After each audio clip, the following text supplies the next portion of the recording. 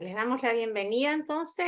Muy buenas tardes a todos. Perdón, a ver, sí, estaba revisando si se escuchaba o no. Bueno, les damos la bienvenida a todos y todas quienes se están conectando esta tarde a este conversatorio que hemos organizado con mucho cariño para ustedes. Mi nombre es Loreto González, yo soy coordinadora de educación de la Liga Chilena contra la Epilepsia. Y esta actividad surge por iniciativa del voluntariado profesional de nuestra institución, y una de las personas que conforma este voluntariado va a ser quien va a estar acompañándonos esta tarde. ¿Ya? La idea es que estemos reunidos alrededor de una hora conversando sobre este tema, que es de los cuidados ginecológicos de la mujer con epilepsia.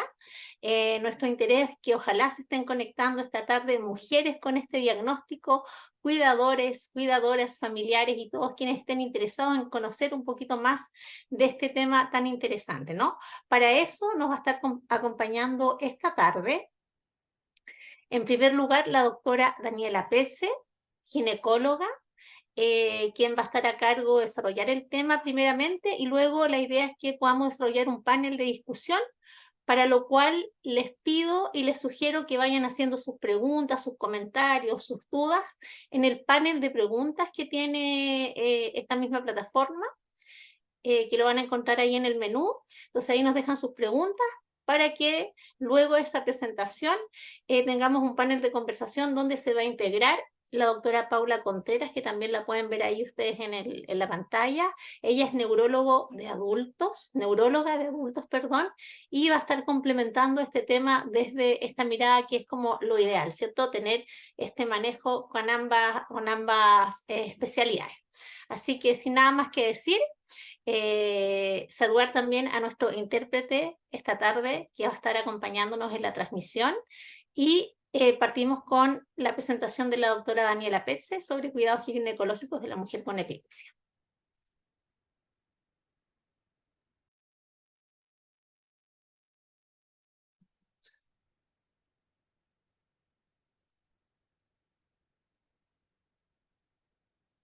Aquí. Ya, muchas gracias, Loreto. Confírmeme que se escuche bien. ¿Sí? Confirmo que Ok, se escucha muy bien. ya, súper.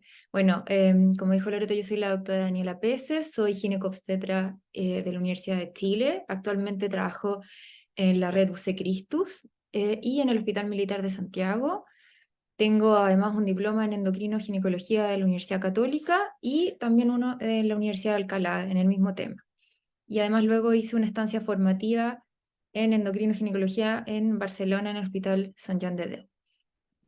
Entonces, ¿qué vamos a ver en esta presentación? Que espero que sea, la idea es que sea una introducción al tema.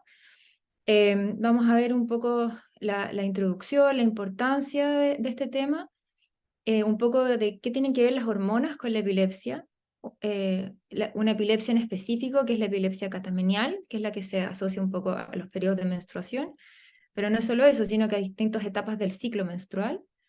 Vamos a hablar un poco de anticoncepción y epilepsia, levemente sobre embarazo, también climaterio, y al final algunas conclusiones finales antes de que lleguemos a nuestro panel de preguntas. Entonces, de conflictos de interés, bueno, no tengo ningún conflicto de interés en relación a la industria. Esta presentación es absolutamente voluntaria, no se recibe ningún pago, ni ningún pago de ningún tipo de laboratorio por esto. Pero sí quiero transparentar que hay un conflicto de interés. Esta es mi Trini, paciente de la liga, una niñita de 9 años, preciosa, con epilepsia, y que probablemente al final toda nuestra vida es motivada por distintas cosas personales, yo creo que todo lo que cada uno de nosotros hacemos, y probablemente ella es la que motiva mi interés por este tema, pensando un poco en que esta niñita va a ser, ya está entrando en la pubertad, va a ser luego adolescente, luego va a ser mamá, y cómo puedo aportar yo para que ella se desarrolle lo mejor posible en el área que a mí me interesa tanto, que es la ginecología. Y me fui dando cuenta con el tiempo que había muy poca información al respecto. En general, los ginecólogos, esto no nos enseñan en Chile, en nuestros 3 años de posgrado. sobre este tema y es algo que nosotros vamos autoaprendiendo y yo lo he tenido que estudiar mucho en los últimos años y es algo que en realidad es muy interesante, pero como digo, hay poca información. Entonces mi interés sale un poco de esto, de ir aprendiendo cómo ayudar a las personas que viven con epilepsia a tener una vida ginecológica o una sexualidad desarrollada de la mejor manera. Entonces, cuando hablamos de ginecología en general, las mujeres, básicamente, desde que nacemos hasta que nos morimos, estamos viviendo en un mundo de cuestionamientos ginecológicos. Tenemos primero la pubertad y el desarrollo de la pubertad, tenemos la anticoncepción luego, después viene el Papa Nicolau, cuando nos hacemos los controles ginecológicos, luego viene la etapa del embarazo, luego viene cuando nos hacemos las mamografías, por ejemplo, cuando vamos a controles, después viene la etapa de climaterio y menopausia, también estamos preocupadas de las enfermedades de transmisión sexual. Esto es lo que hace cualquier mujer, ¿ya? Y esto no está ajeno a las mujeres con epilepsia. Pero cuando una mujer que vive con epilepsia, consulta por alguno de estos motivos al ginecólogo, siempre está la duda de que si puedo dejarle tal o cual medicamento, según los medicamentos que cada una está tomando, o esto le irá a afectar su epilepsia. Entonces, es importante, como ven, hay muchos ítems en la vida ginecológicos que la mujer que vive con epilepsia tiene que ser capaz de salir exitosamente de ello. Entonces, ¿en qué áreas involucra la epilepsia los temas ginecológicos? Como ya les dije un poco, tenemos el ciclo menstrual y la pubertad, lo cual básicamente lo vamos a ver luego en detalle, pero hay ciertas hormonas que empiezan a aumentar o disminuir y que pueden afectar nuestra epilepsia. Luego tenemos el gran capítulo de la anticoncepción. Podemos dejar ciertos anticonceptivos, cuál es el mejor, qué puedo usar según los fármacos que estoy tomando. ¿Y para qué decir lo importante que es la anticoncepción? Porque sin una anticoncepción adecuada no se puede desarrollar una sexualidad adecuada. Por lo tanto, es muy importante que tengamos el mismo acceso a la anticoncepción oportuna, óptima y eficaz que cualquier población. Luego viene todo el tema de la reproducción. ¿Me podré embarazar? ¿Tengo que hacer algún tratamiento especial? ¿Qué pasará durante mi embarazo? ¿Qué pasa con los medicamentos que estoy tomando? ¿Los puedo seguir tomando? Es una gran duda. Luego viene la etapa de climaterio. Las mujeres con epilepsia no solo son niñas, son jóvenes, son adultas, sino que luego pasan en la etapa de climaterio y luego la tercera y hasta la cuarta edad. Y también ahí hay cambios hormonales que se pueden dar. Luego específicamente tenemos la epilepsia catamenial y por último tenemos todo el tema de los niños adolescentes que tienen necesidades especiales en atención en salud. Sabemos que la epilepsia se asocia a algunos otros síndromes, algunas otras patologías, y por ende hay algunos pacientes que tienen algunas necesidades especiales en atención en salud que también debemos considerar. Por lo tanto, lo primero que quiero dejar en claro es que las hormonas y la epilepsia tienen una relación muy importante. ¿Por qué?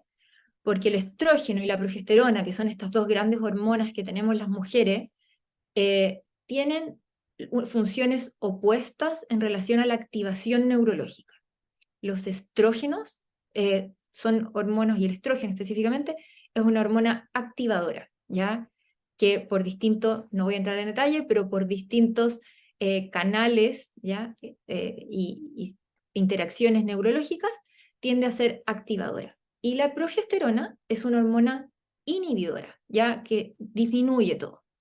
Por ende, ¿qué vamos a pasar? Que se va a dar que en momentos de hiperestrogenismo o en momentos donde usamos mayor cantidad de estrógenos, podemos tener un aumento de las crisis epilépticas porque hay una disminución del umbral convulsivante que se llama, ¿ya? O sea, podemos convulsionar con cosas mucho menores o tener crisis, ¿ya? Dado que este estrógeno activa ciertas neuronas que podrían haber estado más silenciadas. Y lo mismo con la progesterona. En estados de mayor progesterona vamos a tender a estar más estable en las crisis, ¿ya? ¿Por qué es importante entender estas dos funciones contrapuestas? Por lo que les voy a explicar ahora. Entonces, Las mujeres que viven con epilepsia tienen mayor riesgo de algunas disfunciones ginecológicas, ya problemas de disfunción ovárica, insuficiencia ovárica prematura, que es esto que se llama IOP, síndrome ovario poliquístico e infertilidad, ¿ya? Las crisis epilépticas además, fuera de la epilepsia basal, pero las crisis en sí pueden afectar además el eje hipotálamo hipófisis ovárico, que es como la cadena que básicamente manda toda nuestra red hormonal. También presentan con mayor frecuencia ciclos irregulares, oligomenorrea, que son las reglas que se producen con mayor irregularidad y más escasas, o periodos de amenorrea, donde no llega la regla. Y también esto es basalmente por la epilepsia, pero también los fármacos que usamos para manejar la epilepsia pueden también producir ciertas alteraciones hormonales, y se ha visto que, por ejemplo, el ácido valproico tiende a tener una mayor incidencia de síndrome ovario poliquístico. Entonces, ¿qué es importante? Que dentro además de la epilepsia hay muchas epilepsias que debutan en la etapa de pubertad, como la epilepsia mioclónica juvenil, y tenemos también alguna regresión de algunas otras epilepsias también en la etapa de pubertad, también generalizadas, primarias o parciales benignas de la infancia. Vemos que regresan en esta etapa, ¿ya? Y es importante considerar que la sexualidad también está afectada. Un 33 hasta un 50% de las pacientes experimentan una disfunción sexual, lo cual es casi el doble que las pacientes que no viven con epilepsia.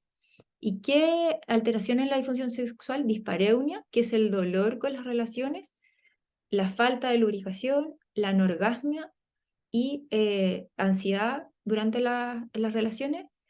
Y esto se puede dar tanto por las crisis epilépticas como por el uso de los fármacos antiepilépticos. Uy, no puedo cambiar. No sé qué pasó. Ahí sí. Ya, vamos a hablar muy cortito sobre la epilepsia catamenial, que es como la epilepsia que se podría decir que es más patognomónica, como que a mí me envían o me derivan pacientes, porque es como obvio que esto es por causa ginecológica, pero teniendo en consideración que yo encuentro que todas las otras cosas que les comenté, que vamos a hablar después, también son muy importantes. Entonces, la epilepsia catamenial es aquella cuyas crisis presentan una periodicidad exacerbada, o sea, aumentan en frecuencia durante el ciclo menstrual. Y dice que la definición dice que tiene que ser el doble de lo que normalmente se produce. No necesariamente tiene que ser durante la menstruación, puede ser en cualquier etapa del ciclo. Luego vamos a ver que hay como 3 momentos más importantes para la epilepsia catamenial. Y es atribuible a las propiedades neuroactivas de las hormonas esteroidales y la variación cíclica de sus niveles plasmáticos, ¿verdad? Entonces, porque yo les conté que el estrógeno activaba, la progesterona inhibía, y una mujer que tiene ciclos normales, que no están, por ejemplo, que no está con anticonceptivos, va a tener en algún momento del ciclo que le suben los estrógenos, luego le bajan los estrógenos, le sube la progesterona, le baja la progesterona, y eso va a ir activando ciertas neuronas que hacen que pueda aumentar las crisis. Entonces, hay 3 patrones de epilepsia catamenial, ¿ya? Tenemos un patrón perimenstrual, que es este patrón que se da alrededor de la menstruación, o sea, al principio del ciclo, que sería esta parte de acá, al principio, ¿ya? Que es entre el día 3 días antes de que llegue la regla hasta el tercer día de regla, ¿ya? Y es atribuible al rápido descenso de la progesterona. Esta, la línea morada que ven acá, este es el final del ciclo, y ven que hay un descenso, aquí cae la curva de progesterona, y este descenso de esta hormona que era inhibidora hace que yo tengo menos acción inhibidora y aumenta las crisis en este periodo, como justo cuando va a llegar la regla. Luego hay otro patrón de epilepsia catamenial, que es el patrón periovulatorio. ¿Qué pasa en la ovulación? Que es el centro del ciclo, el azulito. Cuando en el periodo de ovulación vamos a tener un aumento en los estrógenos, que es la línea gris. Entonces, me suben los estrógenos, y en este periodo, acuérdense que dijimos los estrógenos eran activadores, vamos a tener un aumento en las crisis por esta activación de estrógeno, ¿ya? Y luego, el tercer tipo es el patrón de fase lútea, que básicamente es en este tercer periodo, ¿ya?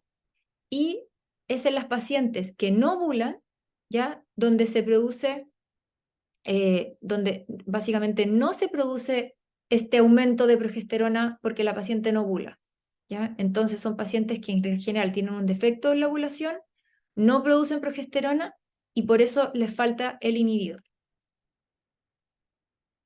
Entonces, ¿qué es muy importante en la epilepsia catamenial si ustedes sospechan que la pueden tener o algún familiar o la persona a la que cuidan puede tener una epilepsia catamenial? Es hacer un diario de las crisis. Ya, a mí lo que más me sirve como ginecóloga es que el paciente llegue con todo anotadito, cuándo le llegó la regla, cuándo sintió el dolor, cuántos días le duró y que me ponga una estrellita de qué días hizo crisis, cuántas crisis, cuándo, porque eso me va a dar una pauta y yo voy a poder hacer un diagnóstico de si efectivamente es una epilepsia catamenial y segundo, con qué patrón la clasifico. ¿Y por qué es importante? Porque según el patrón, el tratamiento que yo le voy a dar. Si le voy a aportar progesterona, la voy a dejar con las dos hormonas durante el ciclo, etc. ¿Ya?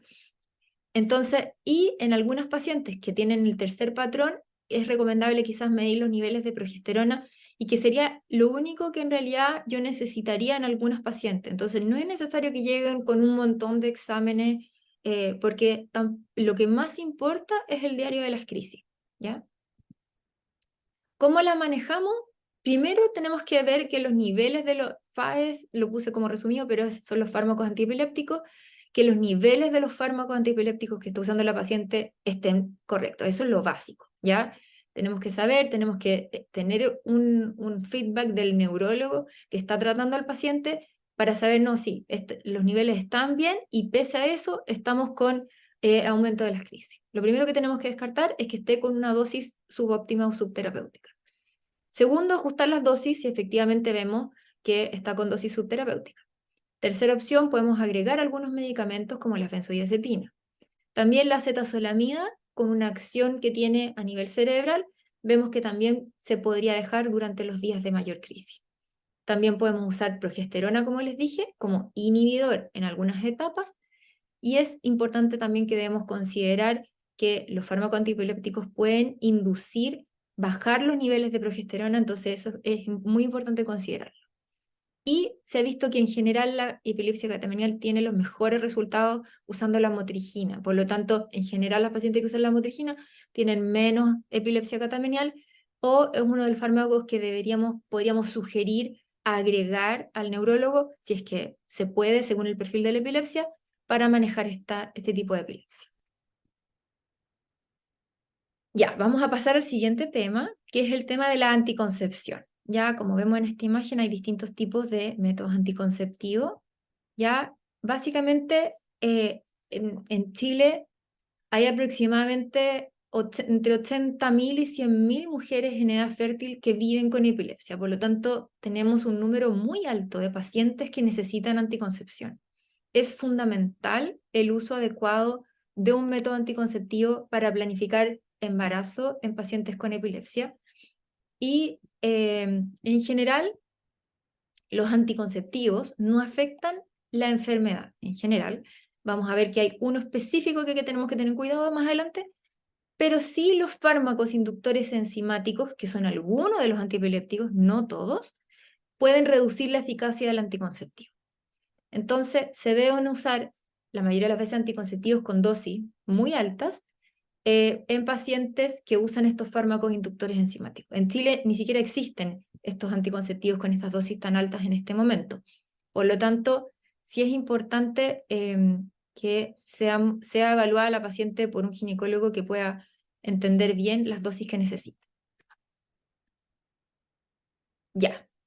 Y esto es muy importante. Estos son los anticonceptivos estos son los fármacos antiepilépticos que más usados y los puse en esta tabla entre los de la primera fila, que son los que yo más tengo que tener presente porque son los que reducen la concentración, perdón, y disminuyen la eficacia de los anticonceptivos. Tenemos la carbamazepina y la oxcarbazepina, la fenitoína, el fenobarbital, y en menos cantidad, porque es mucho menor el efecto, el topiramato y la primidona, ¿ya?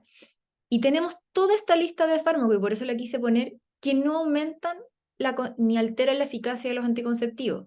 Tenemos el ácido valproico muy usado, el alamotrigina, el levetiracetam muy usado actualmente. Entonces, es importante que no porque estemos usando cualquier fármaco antipiléptico voy a ver afectada la efectividad anticonceptiva. ¿Ya? Dame un segundo que se me... Ya. Es importante que la POP significa las pastillas de progesterona. También son afectadas por los fármacos antiepilépticos, por lo tanto, no porque yo no esté usando un estrógeno, estoy cubierta. Por ejemplo, ahora hay dispositivos intrauterinos con progesterona, está el implante de progesterona, que son métodos muy usados en adolescentes, muy efectivos, pero es importante recalcar que sí son afectados por los fármacos que son inductores, ya que son los de la primera columna anterior. Por lo tanto, sí es importante tomar cuidados extra si lo estoy usando. También, no solo porque sean orales son afectados, también se pueden afectar los inyectables, los anillos, los parches, porque si bien no pasan por el estómago, igual luego son metabolizados en el hígado y pueden verse afectados, ¿ya? Y podemos usar anticonceptivos de emergencia, pero es importante también recalcar que las dosis también deben ser más altas, porque el anticonceptivo de emergencia es de solo progesterona y como les dije antes, la progesterona sí se puede ver afectada, por lo tanto yo tengo que usar el doble de dosis, ¿ya? Entonces, la anticoncepción es fundamental y necesaria, y más fundamental y necesaria en pacientes con epilepsia, porque necesitamos, además de todo lo normal de una paciente, yo necesito que esa paciente planifique muy bien su embarazo, por lo que vamos a ver después, porque el embarazo sí puede afectar la epilepsia puede afectar el embarazo la epilepsia, y para qué decir los fármacos también.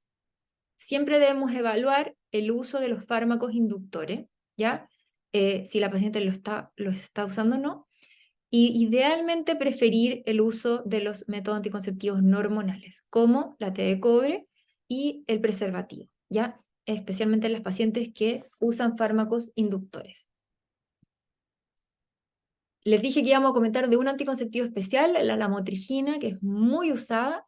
Es importante que la lamotrigina es metabolizada en el hígado, que por un proceso que se llama glucorinización, pero no es metabolizada por la misma citocromo, ya que sí es que metabolizan los fármacos inductores.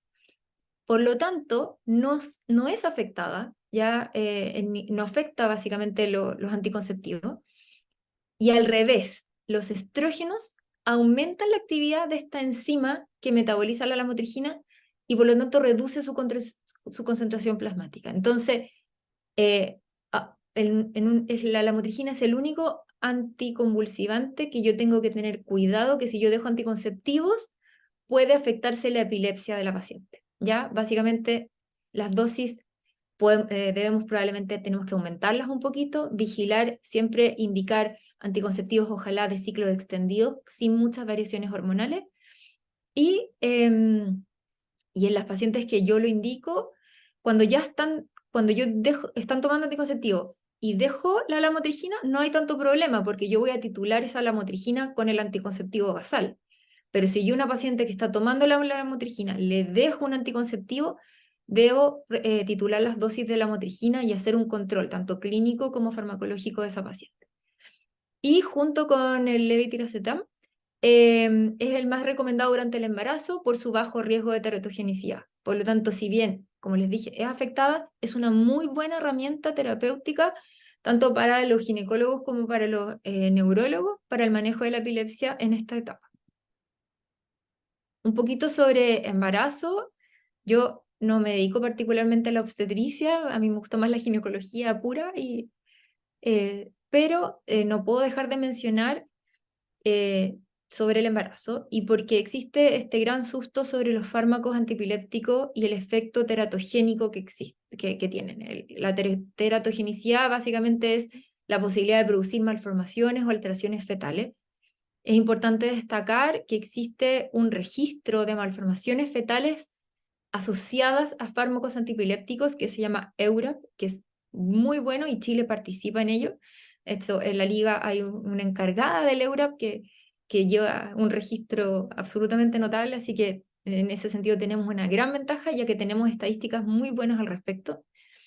Y la prevalencia entonces de malformaciones congénitas mayores en hijos de mujeres con epilepsia es casi el doble o hasta 4 veces mayor que la población general. La politerapia, o sea, el uso de más de un fármaco, se asocia a mayores tasas de malformaciones y en especial cuando esta politerapia está asociada a ácido valproico. Aquí les puse un gráfico, este es el resultado del EURAP, que les dije, de esta una publicación del 2018, que es el último como resultado de la tasa de malformaciones según fármaco. Y lo que les quiero mostrar acá es que la tasa de malformaciones, por ejemplo, mayores con ácido valproico es alrededor de un 10%, ¿ya?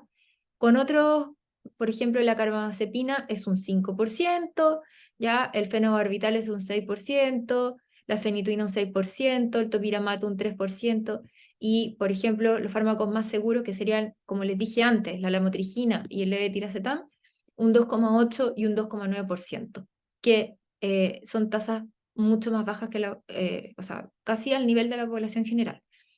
Ahora, ¿qué quiero destacar de esto? Uno se dice, oh, el ácido valproico, qué terrible, un 10%, pero quiero que vean las tasas que igual siguen siendo bajas.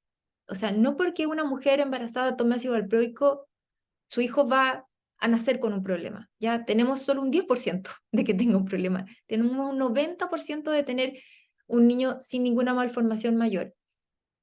¿Y por qué quiero decir esto específicamente? Porque es muy importante que las pacientes, obviamente, se haga una consejería prenatal antes de embarazarse y que ojalá yo le pueda cambiar el ácido valproico antes de un embarazo.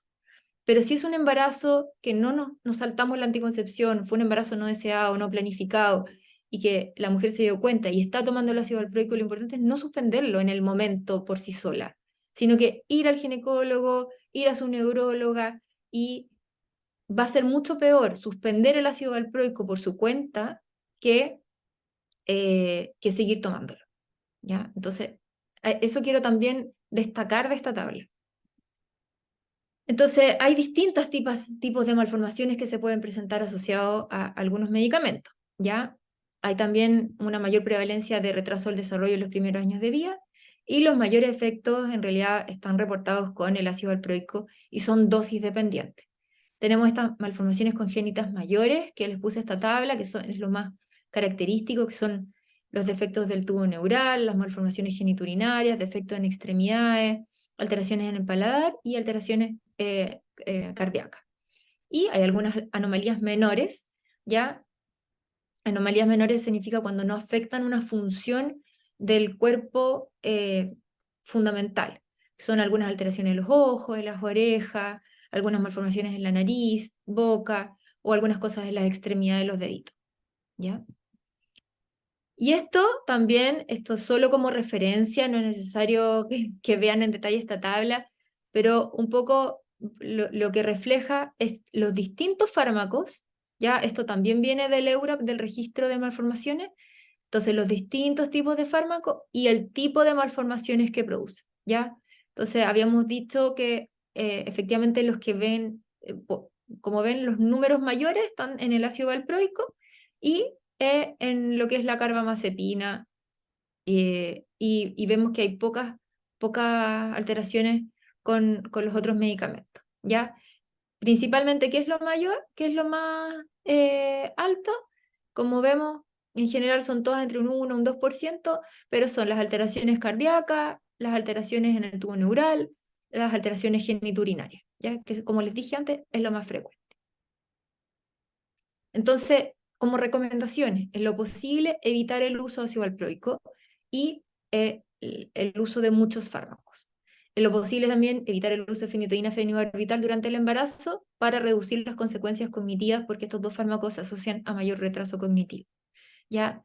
Recordar siempre usar ácido fólico, ya es fundamental en las pacientes que deben empezar a usar ácido fólico 3 meses antes de desear un embarazo o de planificar un embarazo, insistir siempre en el embarazo planificado y considerar no iniciar ácido valproico, fenitoína ni fenobarbital en mujeres que están en edad fértil o que a corto plazo desean un embarazo, ¿ya? O sea, por ejemplo, si una paciente comienza con crisis o yo le voy a agregar un fármaco y es importante preguntarle, ¿quieres tener hijos? ¿Cuál es tu plan de fertilidad? Porque si me dice, sí, yo me quiero embarazar el próximo año, quizás el ácido valproico o la fenitoína o el fenobarbital no es el mejor medicamento para esa paciente. Entonces, ¿qué pasa durante el embarazo? Específicamente, las crisis convulsivas entonces se dan o por epilepsia preexistente o por eclampsia, que es una alteración por un aumento de una complicación por un aumento de la presión arterial durante el embarazo, por alteraciones hepáticas, por alteraciones metabólicas o por alteraciones hidroelectrolíticas. ¿Qué quiero decir con esto? Es que la mujer en la epilepsia no solo convulsiona por epilepsia, podemos tener crisis convulsivas por otras cosas. Y eso es súper importante que a los ginecólogos no se nos olvide. No porque una mujer con antecedentes de epilepsia embarazada hace una crisis, es una crisis epiléptica y se lo tenemos que atribuir a eso. Puede tener un montón de otras causas para su crisis. Una de ellas es la eclampsia y no se nos puede pasar, ya que es algo muy importante y que tenemos que solucionar en forma urgente. ¿Ya? Y tenemos entonces los efectos, como les dije antes, tenemos efectos del embarazo sobre la epilepsia y la epilepsia sobre el embarazo. ¿Qué hace el embarazo en la epilepsia? Produce cambios hormonales y metabólicos que afectan la concentración de los fármacos. Un tercio nomás de las mujeres aumentan las crisis, ¿ya? Un día un 20% la pueden disminuir y el resto se mantiene estable. Y el año previo al embarazo es el más clave, ¿ya? Porque se ha visto que la mujer que tiene un buen control de crisis el año previo al embarazo tiene embarazos mucho más normales y con menores crisis.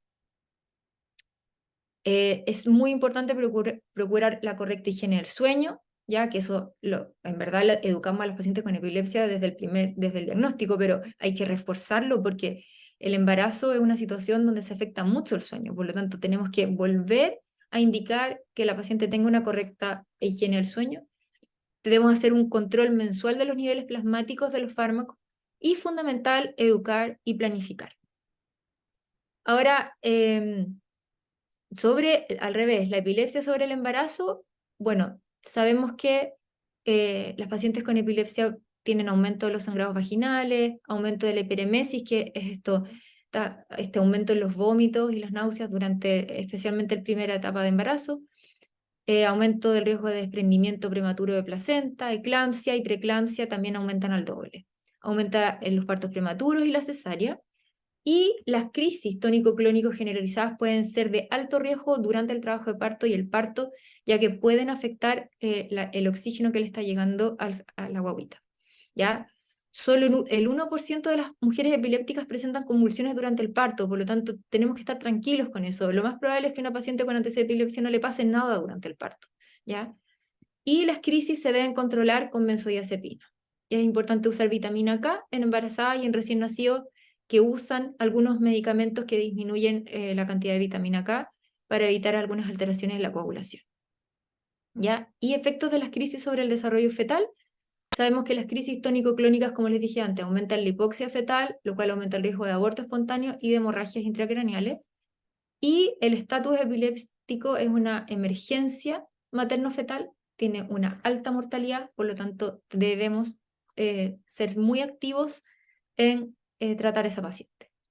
Las terapias se pueden asociar a algunas malformaciones, restricción, por lo tanto debemos cuidar mucho entonces el tipo de terapia que está usando la paciente.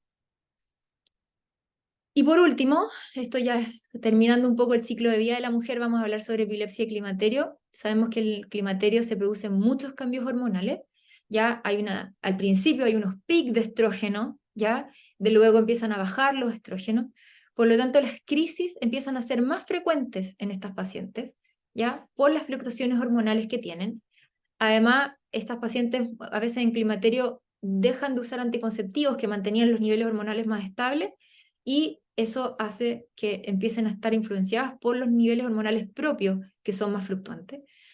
y la epilepsia se asocia con menopausia un poco más precoz, ya especialmente en los casos de epilepsia temporal, más o menos 3 años antes que el resto de las mujeres.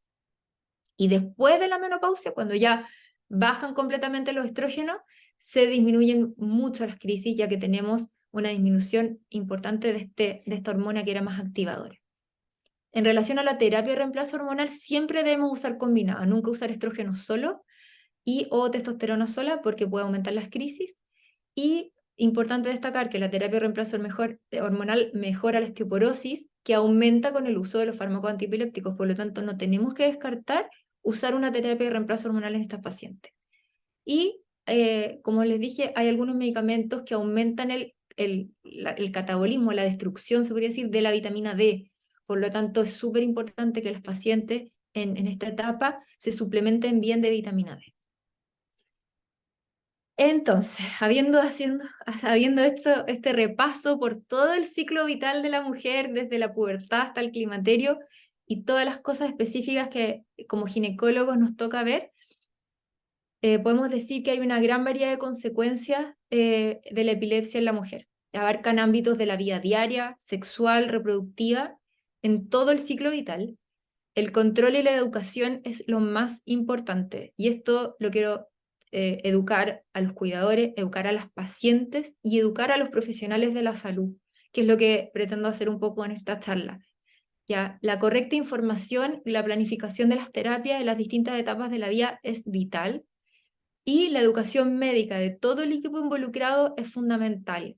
Ya, los neurólogos, los ginecólogos, la matrona, la enfermera, la asistente social, o sea, todo el equipo que está involucrado tiene que saber que existen estos cambios y qué cosas podemos hacer para que haya un correcto desarrollo de estas temáticas en las pacientes, ¿ya?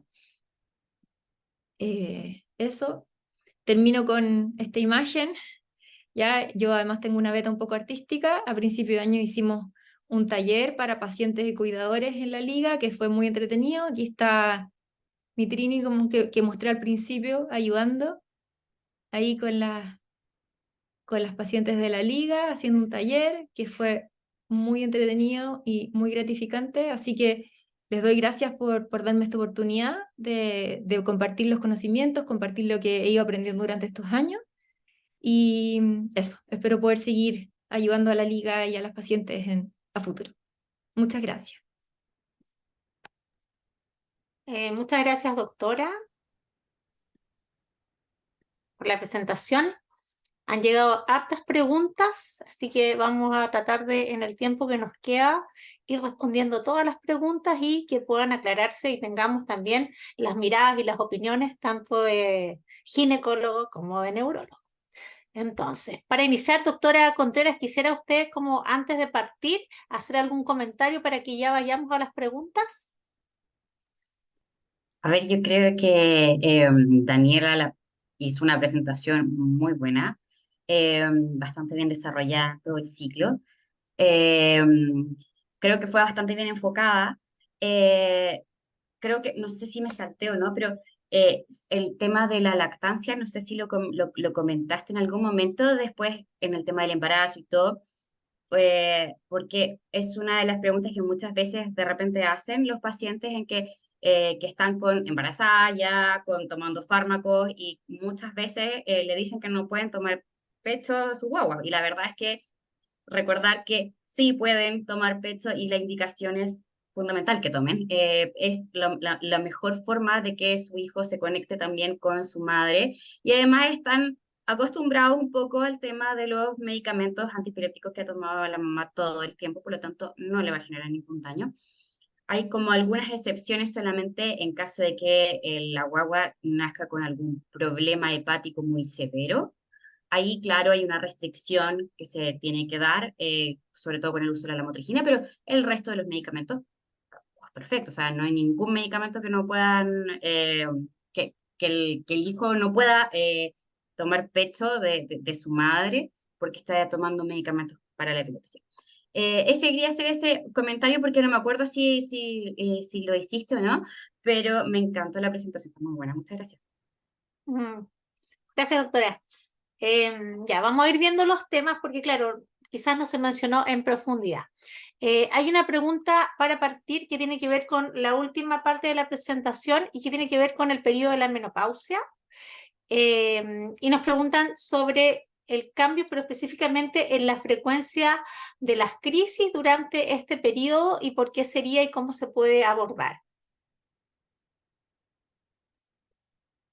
Lo enfocamos Eh, por quién sí. primero. Yo creo que las dos, pero partamos por Daniela y vamos pues con la doctora Paula, ¿ya?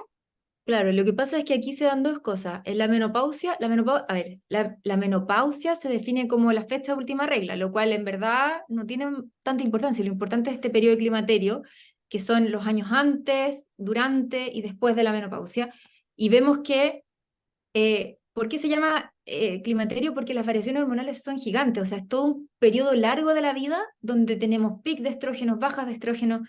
Entonces, como les expliqué un poquito, el aumento en las crisis epilépticas se da en especial al principio de la menopausia, porque al principio de la menopausia nosotros tenemos una hormona en nuestro cerebro que se llama FSH, ya que aumenta al bajar los estrógenos. Entonces detecta que se nos están disminuyendo los estrógenos, esta FSH aumenta y al principio le resulta la tarea y empieza a producir estos pics de estrógeno, ¿ya? Al principio, y es por eso que muchas mujeres en esta etapa, al principio de la menopausia, tienen reglas más abundantes, más irregulares, ya un poco descontroladas, y eso es porque se produce este hiperestrogenismo, pero que es bien errático.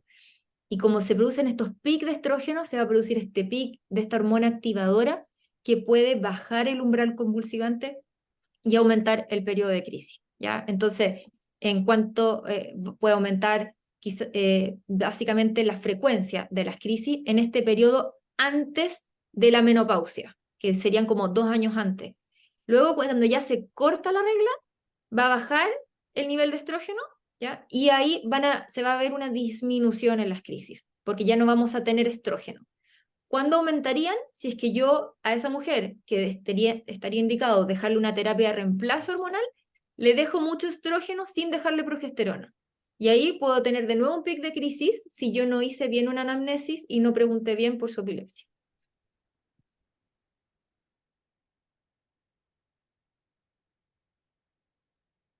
¿Quiere eso? ¿Agregar algo? Perfecto. A ver, lo que pasa es que encuentro que está perfecto. Es que realmente ese es el punto, lo que decía Daniela. La verdad es que es la forma en cuanto, en qué momento empiezan a aumentar un poco más las crisis, que es con los piques de estrógeno, básicamente. Ya, y lo único que hay que ir evaluando si la causa finalmente de que si después en el periodo del climaterio, ya una vez que ya haya cesado la menstruación por completo, y si es que empiezan a reaparecer y hay una adecuada anamnesis, hay que ver bien si es que es porque se dio mucho estrógeno o es por otra causa completamente diferente que esté generando el aumento de las crisis. Ya que sea externa y que no sea necesariamente eso y que sea como un aumento de crisis más aleatorio. Entonces, pero está perfecto. Yo creo que eso es básicamente lo que hay que entender, que es por el aumento de los estrógenos en la primera parte, cuando está previo a el cese por completo de la menstruación, ya, y después disminuye el tema de las crisis, que en general, que como de repente los pacientes te dicen, me estoy mejorando cada vez que voy como creciendo en edad, digámoslo así. Porque claro, una vez que ya dejan de tener menstruación y ya no tienen estrógeno, la verdad es que las crisis tienden a ir cediendo y se va comportando de una manera mejor o de más fácil tratamiento, requiriendo incluso hasta menos dosis de fármaco.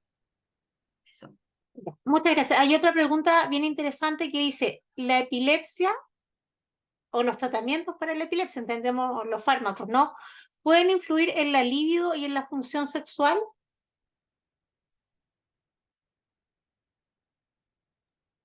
Vamos Bueno, yo primero, lo ya. comenté al principio, sí, o sea, a ver, las pacientes con epilepsia tienen casi el doble de disfunciones sexuales que las pacientes sin epilepsia, y eso es dado por la epilepsia, pero principalmente dado por los fármacos, ¿ya? Los fármacos, sabemos, los fármacos para la epilepsia que son fundamentales y los necesitamos, pero sabemos que son básicamente interacciones de neurotransmisores a nivel cerebral, y esos neurotransmisores tienen efectos sobre la libido, sobre el deseo sexual, al igual como sobre el ánimo y sobre muchas otras cosas, ¿ya?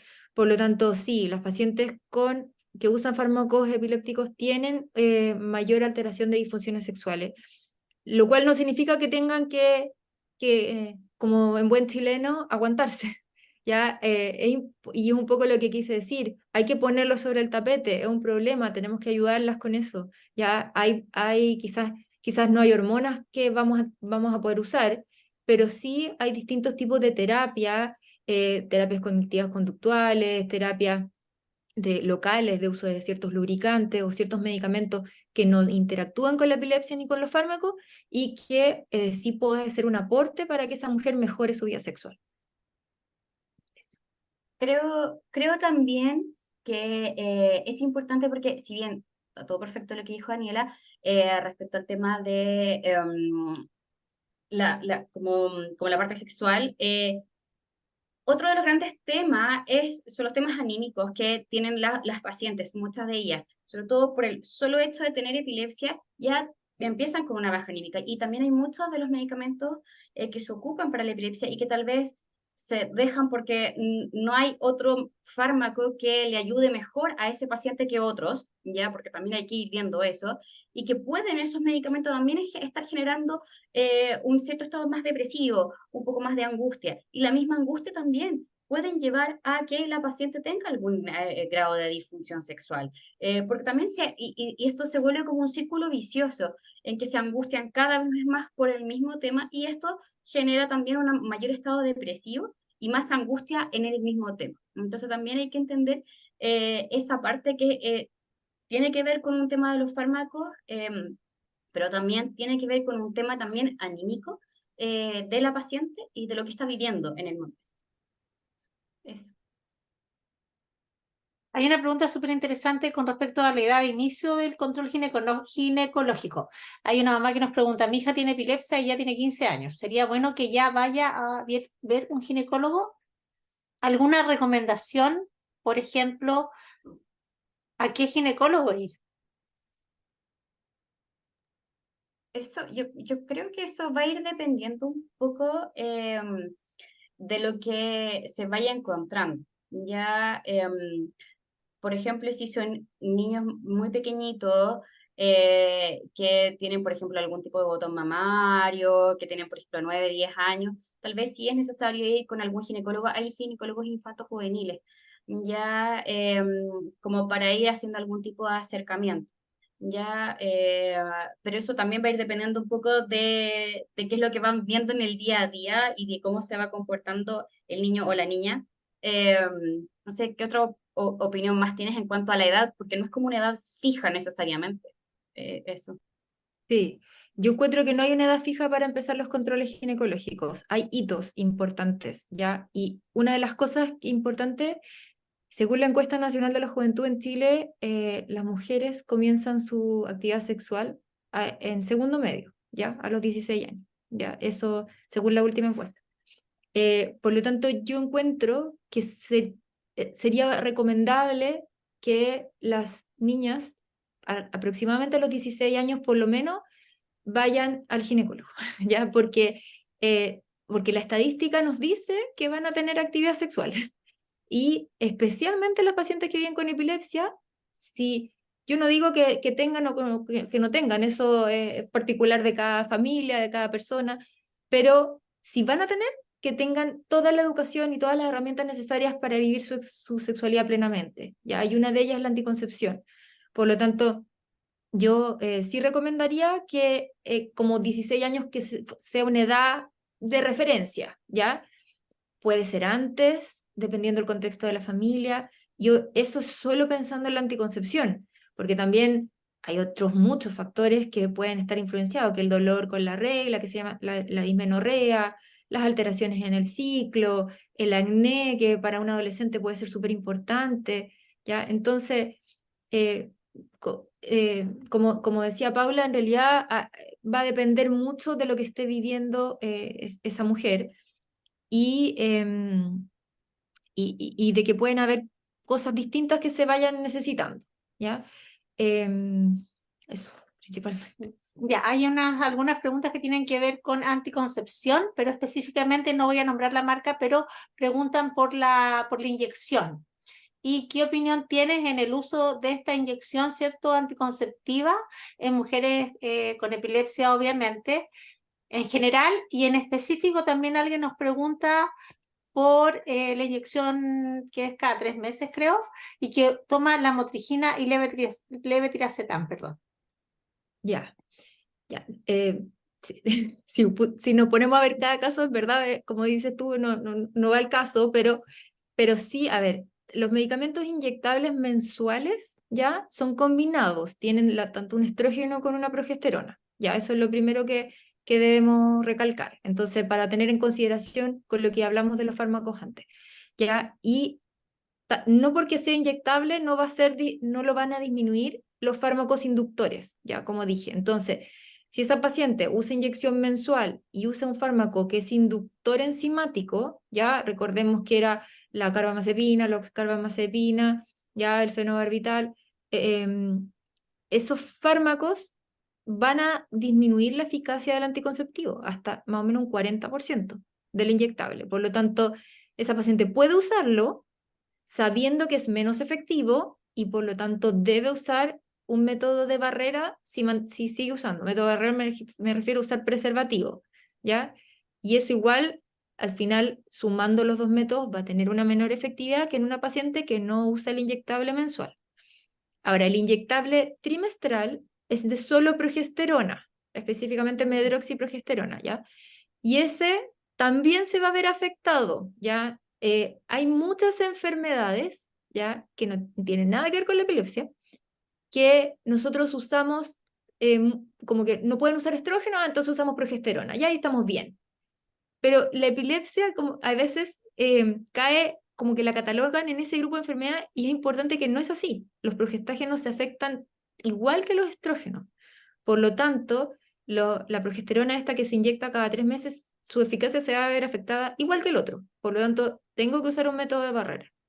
Y no quiero dejar de mencionar que los métodos de barrera además me protegen contra la enfermedad de transmisión sexual. Muy importante que tenemos en las pacientes con epilepsia el mismo riesgo que una paciente sin epilepsia, por lo tanto, el método de barrera, o como lo que se llama doble método, que es usar un método hormonal más un método de barrera, es siempre debe ser recomendado.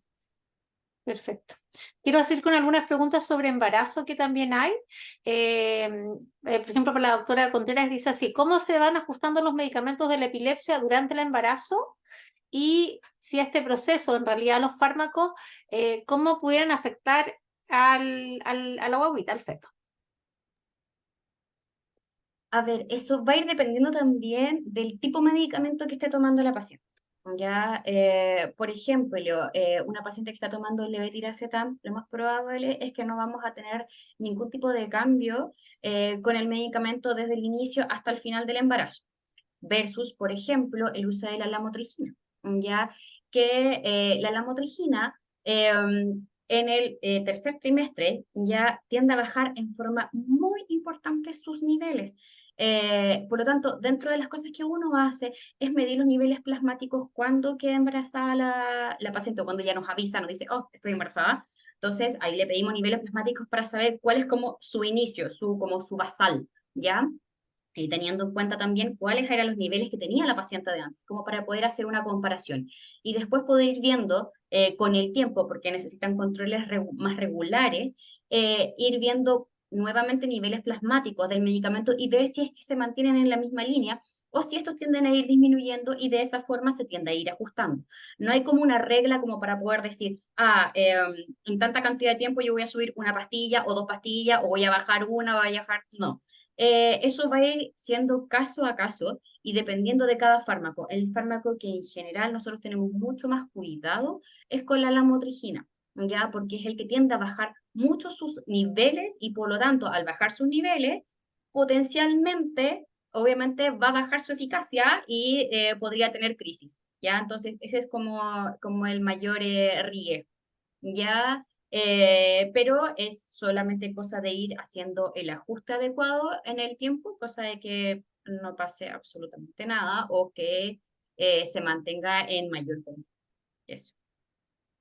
Ya, para Daniela, hay dos preguntas que tienen que ver un poco más con fertilidad y si hay algo de evidencia o algo se sabe de que las mujeres con epilepsia tengan más dificultades para quedar embarazadas. Y por otro lado, la otra pregunta tiene que ver con los periodos muy irregulares. También hay alguna evidencia como de que en esta población con epilepsia eso sea más frecuente. Sí, lamentablemente sí, porque la epilepsia, como sabemos, es un trastorno neurológico, afecta la secreción de ciertas hormonas a nivel cerebral que estimulan los ovarios. Por lo tanto, especialmente algunos tipos de epilepsia, como la epilepsia temporal izquierda, em, es la que más se ve afectada porque afecta la pulsatilidad de una hormona que se llama GnRH, ¿ya? Que es la hormona como que comanda el eje reproductivo, ¿ya? Entonces, al verse afectada esa pulsatilidad, vamos a tener una función de los ovarios que va a estar un poco alterada, ¿ya? Entonces, sí, por eso mismo se ve aumento en los trastornos de ovulación. Al haber aumento en los trastornos de ovulación, esa mujer no ovula regularmente y aumenta la posibilidad o disminuye su fertilidad y por lo tanto, especialmente algunos tipos de epilepsia se asocian mucho a ovario poliquístico, que es como básicamente la base biológica del ovario poliquístico, es esta alteración hormonal que yo les estaba contando.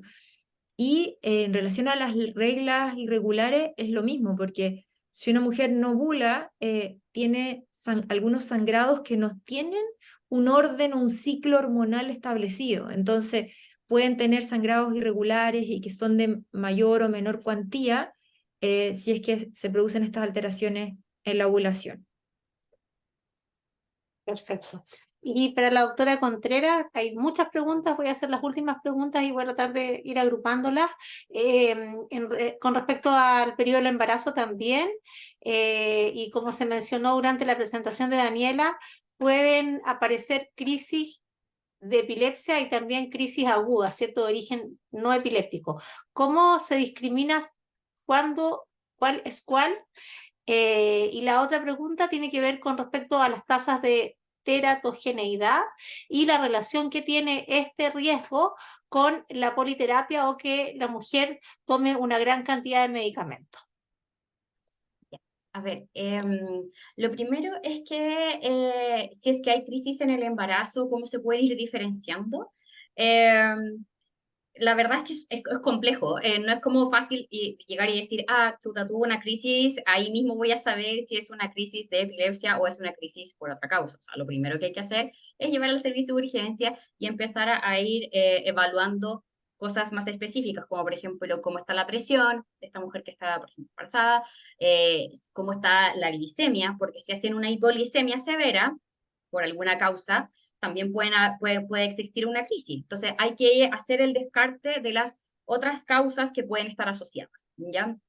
También dentro de las otras cosas que se hacen, se pueden hacer mediciones de los niveles plasmáticos para saber cómo está y también ir viendo si es que la persona se estaba tomando sus medicamentos y ese tipo de cosas como la evaluación. ¿Ya? Eso como por esa parte, o sea, no tengo como yo saber solo con la crisis de qué tipo de crisis se trata, ¿ya? Eh, por supuesto, las pacientes, de repente hay cosas que son un poquito más intuitivas, que si están como muy angustiadas o pueden simular como crisis como más de pánico o parecer más una crisis de pánico, podría ser un poco más, entre comillas, tranquilizador, pero la verdad es que si no lo más probable es que hay que llevarla al servicio de urgencia y ahí, con los exámenes, ahí podríamos determinar de qué tipo de crisis está ocurriendo o qué está pasando.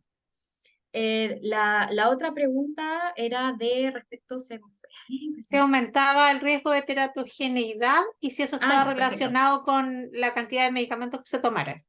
Sí, como Daniela lo describió en la presentación, cada medicamento tiene algún riesgo potencial, ya no existe el riesgo cero para ninguna mujer, y eso siempre hay que tenerlo, como ella misma lo dijo. ya no existe el riesgo cero, o sea, ninguna mujer, aunque esté completamente sana y no esté tomando ningún fármaco, también esa mujer que está embarazada puede tener hijos que puedan tener malformaciones, ¿ya? Pero siempre es bajo, siempre hay que ver el vaso como más lleno que más vacío, ya el riesgo más alto que el que mostró Daniela era del ácido valproico, que era de un 10%, o sea, el 90% de las guaguas nacen sanas, ¿ya? Y obviamente este riesgo es diferente si es que toman uno o más fármacos, ¿ya? Y eso también va a ser un poquito independiente si es que toman solamente fármacos antiepilépticos o toman otro tipo de medicamentos, ya que no sean para la epilepsia, ya porque también con eso vamos a ir aumentando el riesgo, ya, por ejemplo, algún tipo de medicamento para la presión, un medicamento que sea como, por ejemplo, para las depresiones o que esté pasando con un cuadro depresivo, hay que tener bastante ojo qué tipo de medicamento está tomando, porque potencialmente también podría tener eso un aumento en el riesgo, ¿ya? Y claramente va a aumentar exponencialmente si toman dos o más medicamentos antiepilépticos, ¿ya? Y sobre todo si es que está el ácido valproico más otro medicamento más, ¿ya? Además también de la dosificación. Mientras más alta la dosis del medicamento, tiende a tener mayor riesgo, ¿ya? Lo mismo para el ácido valproico. Baja dosificación tiene mucho menos riesgos que con una alta dosificación, o sea, sobre 1000 miligramos es distinto que si una paciente que toma, por ejemplo, 800 miligramos de ácido valproico, tiene mucho menos riesgo. Entonces, eso va a ir dependiendo ya del tipo de fármaco, de las cantidades de los medicamentos, de las dosificaciones. em, Eso, y si es que toma solamente medicamentos para la epilepsia o toma medicamentos para otras cosas más, también tienden a ir aumentando un poco más algunos efectos. Eso. Muchas gracias. Hay una pregunta que se repite mucho, yo sé que ya está en la presentación y como este conversatorio va a quedar grabado y lo vamos a subir a nuestro canal de YouTube, van a poder revisar completa la presentación que ya se hizo, porque ya por horario tenemos que ir cerrando, pero sí quiero dejar una última pregunta planteada a Daniela y a Paula, y es, ¿qué consejo les dan ustedes como ginecóloga y como neuróloga cuando les toca atender por primera vez a una paciente con epilepsia que me viene a ver y soy ginecóloga? Y lo mismo, una paciente ya en edad de, en su, bueno, que ya tiene que empezar con sus cuidados ginecológicos, o porque está iniciando su vida sexual, o se quiere embarazar, o quieren planificar esa etapa desde la neuróloga, digamos. Entonces, quiero como dejarle ese último consejo como bien general, que lo podamos hacer para ir cerrando el conversatorio de hoy. Entonces, partimos con Daniela y luego con Paula. Yo quiero aprovechar esta pregunta para decir que lo primero que yo hago es darle los mismos consejos que a todas mis pacientes. O sea, el gran error es estigmatizar a esa paciente y pasarnos a la epilepsia, ¿ya? Esa paciente, el primer consejo es hablar sobre enfermedad de transmisión sexual, sobre cómo son sus reglas, sobre el dolor con la regla, sobre la necesidad del anticonceptivo, sobre cómo está su sexualidad, sobre la posibilidad de abusos. O sea, eso es fundamental, ¿ya? Lo primero que yo trato de quitarle el foco, porque la paciente parte, se siente y me dice, yo soy epiléptica. Y es como, ya, pero eres mujer, eres niña, eres adolescente, y me importan 85 cosas antes que tu epilepsia, ¿ya? Entonces, eso es lo primero, ¿ya? Hacer un control integral de esa mujer y darle la misma atención que le doy a todas. Y luego, al final, considerar esta sombra que está, que es la epilepsia, que hasta incluso puede ser un aporte, porque conociendo los fármacos antiepilépticos y hablando con ella puede estar incluso más a gusto con su epilepsia, entenderlo, estar en paz con el uso de anticonceptivo. Por lo tanto, también el consejo sería siempre ir a control ginecológico, hacer los controles habituales, eh, siempre consultar antes de suspender cualquier fármaco, eso también. Una de las cosas que les digo, tú mantén tus fármacos, mantén tus controles, no le hagas caso a lo que te digan, a lo que leas en Google sobre los efectos de algunos fármacos, eso de las otras cosas que les digo. Y eso, y principalmente, y destacar la importancia de la planificación del embarazo en esa paciente. Ya, ese último punto súper importante, porque con la gran cantidad de embarazos no deseados, ¿cierto? Y de que pasa mucho también que uno evita, o la mujer evita quizás, sobre todo cuando uno es más joven, quizás evita ir al ginecólogo como va al neurólogo que la lleva la mamá de la mano, ¿cierto? ¿Cómo se aborda en ese sentido? ¿Qué aconsejaría usted, pues, doctora Contreras?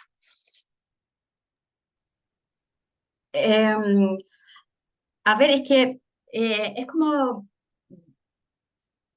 ir abordando, yo creo que todos los temas, dentro de las cosas importantes, pero que quería como comentar primero, es que a diferencia de Daniela, que tal vez le llegan muchas mujeres que vienen como por la parte ginecológica y tienen el tema de epilepsia, a mí como yo trabajo en la liga me llegan todos los pacientes con epilepsia, entonces no puedo hacer gran distinción.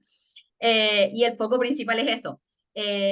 Pero por lo mismo, yo le digo a todos mis pacientes, la epilepsia es una enfermedad como cualquier otra. Ya como la hipertensión, como la diabetes, no, la paciente no es epilepsia, es paciente, ¿ya? Y eso es súper importante para bajar los niveles de angustia, ¿ya? Porque las pacientes cuando te llegan por primera vez llegan muy angustiadas, muy ansiosas, porque muchas veces dicen, se me desarma la vida con el tema de la crisis por primera vez en la adolescencia, a los 15 años, y es como, no, relájate, a ver, puedes ser mujer, puedes ser mamá, puedes estudiar, puedes seguir, ya no se te acabó la vida acá, ya es otra enfermedad y tú tienes una enfermedad que se llama epilepsia, tú no eres epiléptica, tienes una enfermedad que se llama epilepsia, ya como puedes tener una enfermedad que se llama hipertensión, entonces es súper importante como ir bajando los niveles de angustia desde como el primer momento, porque de esa forma también el paciente va a entender un poco los tipos de fármacos que puede ir tomando, los consejos que uno le puede ir dando para el tema del embarazo en caso que quieran, ya, y también muchas veces no se pueden cambiar los fármacos, lamentablemente, ya por mucho que uno diga, pucha, sí, esta mujer quiere embarazarse y está tomando ácido valproico, pero es que ningún otro le hace bien. Y es el único que han dado perfecto. Entonces, ¿qué le digo yo? No le voy a decir que no se embarace. Puede hacerlo, ¿ya? Pero tenemos que controlar más. Que tiene que saber que va a tener un mayor riesgo, pero no es el 100%, que es el 90%, ¿ya? Y que tiene que tomar el ácido fólico. Entonces, hay que estar un poco más guiada y que jamás suspenda el fármaco. Entonces, es un poco eso, ir como haciéndolas como crecer de a poquito y que vayan entendiendo de a poquitito cómo es su cuerpo y que tal vez hay cosas que no vamos a poder lograr en cambios de fármacos, pero sí vamos a poder tratar de llevar, y la idea es tratar de que puedan llevar una vida de mujer reproductiva y de lo que ellas pretendan como lo mejor que se pueda. Súper, súper. Muchas gracias entonces a ambas. Vamos a ir cerrando y les agradecemos a todos quienes se pudieron conectar esta tarde. Como les comentaba, esta actividad, este conversatorio va a quedar grabado, lo subimos los próximos días en nuestro canal de YouTube. Hubo algunas preguntas en el panel de preguntas en relación a posibles actividades educativas en torno a este tema, más para matronas y equipos de salud. Para el 2024 estamos planificando poder hacer un ciclo dirigido a este tema de epilepsia mujer donde se pueda formar a los equipos, porque también otro de los comentarios que llegó por las preguntas es que a veces hay equipos que atienden la parte ginecológica que tal vez no tienen tantos conocimientos, o que la paciente o la mujer con epilepsia siente esa inseguridad de que no manejan quizás tan bien el tema. Entonces, eso lo estamos planificando para el próximo año también. ¿Ya? Y con eso sí termino. Agradezco a Daniela Petze, ginecóloga, a la doctora Paula Contreras, neuróloga adulta, a nuestro intérprete en lengua de señas chilena y a todos quienes se pudieron conectar esta tarde. Que estén muy bien y nada, agradecer nada más. Chao, chao. Chao, chao.